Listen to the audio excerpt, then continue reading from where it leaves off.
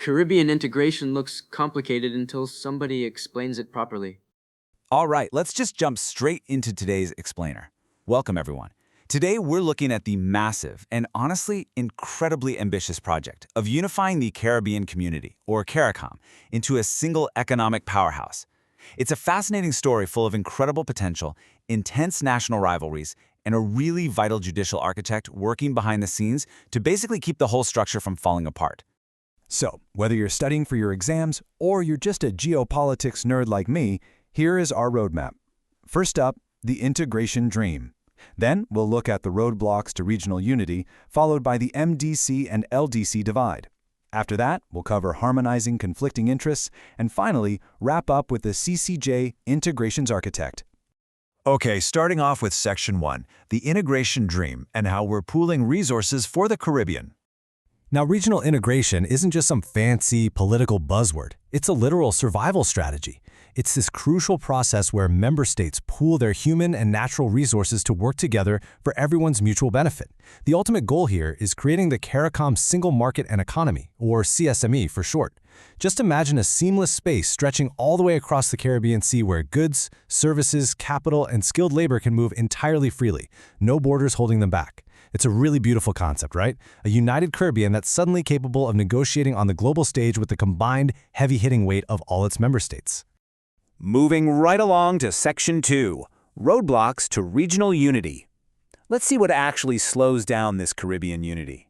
Because turning that dream into a reality, well, it faces some massive hurdles. First off, just think about the geography. We aren't talking about sharing a simple highway. These are islands separated by vast, open ocean, which makes transportation and communication incredibly expensive. Second, and perhaps the most frustrating part, we have restrictions in intra-regional trade. Even though the goal is a single market, countries sometimes still illegally tax each other's goods. Then we have insularity. This is when a government chooses its own national interests, like, say, protecting a local industry, over the shared regional interest. Add in the absolute headache of everyone having different taxes, laws, and currencies, and you can easily see why the single economic space is moving a little slower than expected.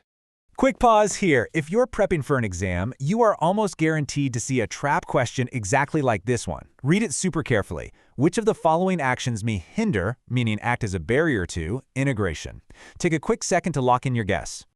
And the correct answer is A. Why? Well, because placing taxes, duties, or quotas on goods coming from your Caribbean neighbors completely defeats the entire purpose of an integrated economic union.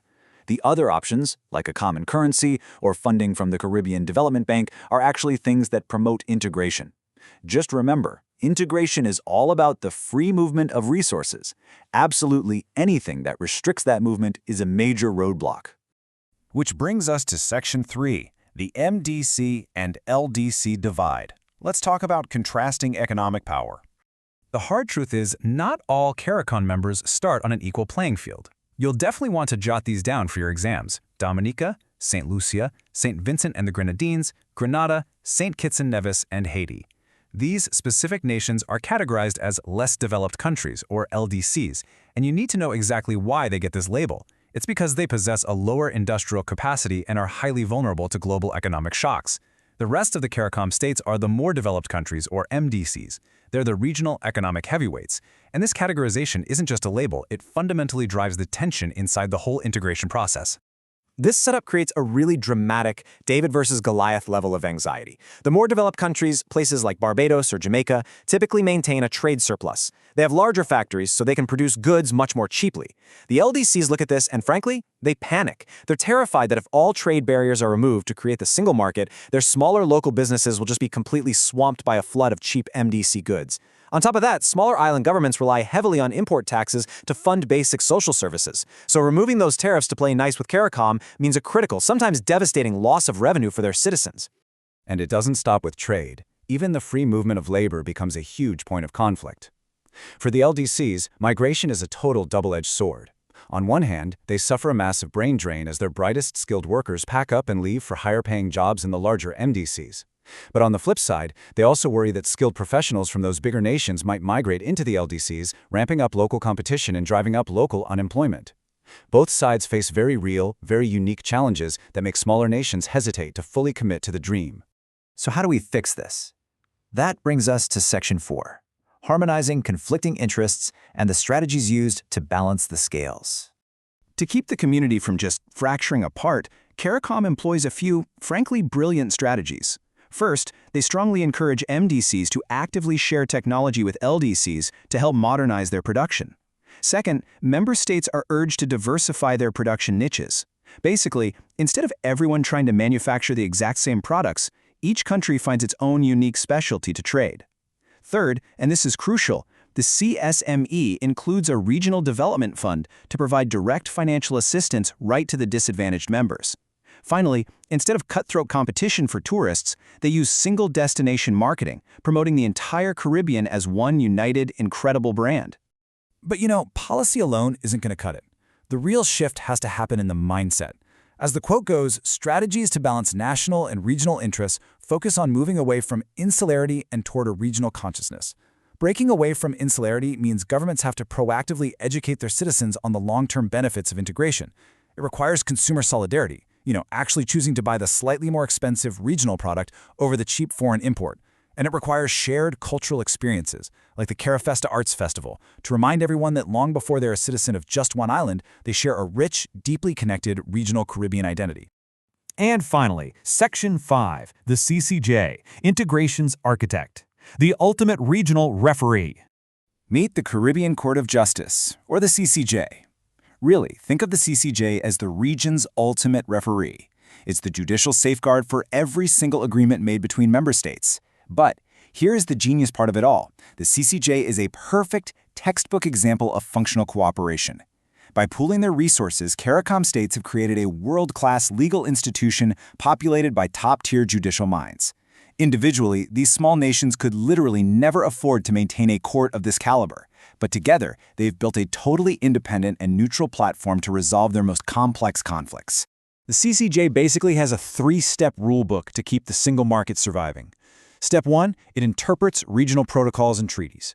Whenever the wording of a trade agreement gets fuzzy, the CCJ provides a single legally binding definition. Step 2, it settles legal disputes among member states. When countries inevitably clash over national versus regional interests, they don't go to war, they take it to the CCJ.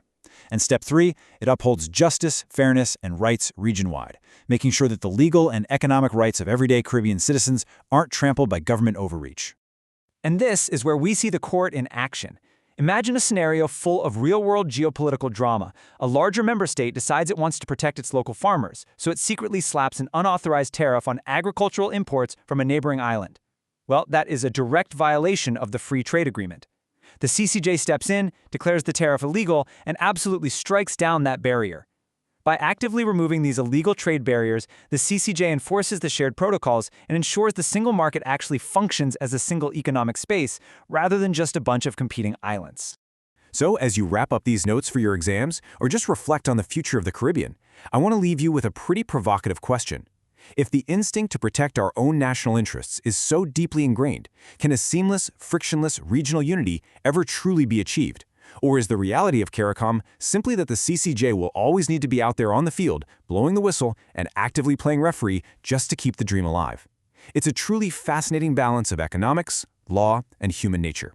Thanks so much for exploring it with me today. Keep asking those tough questions and keep learning. As always, the link for this study tool is in the description below. Let me know what you think in the comments.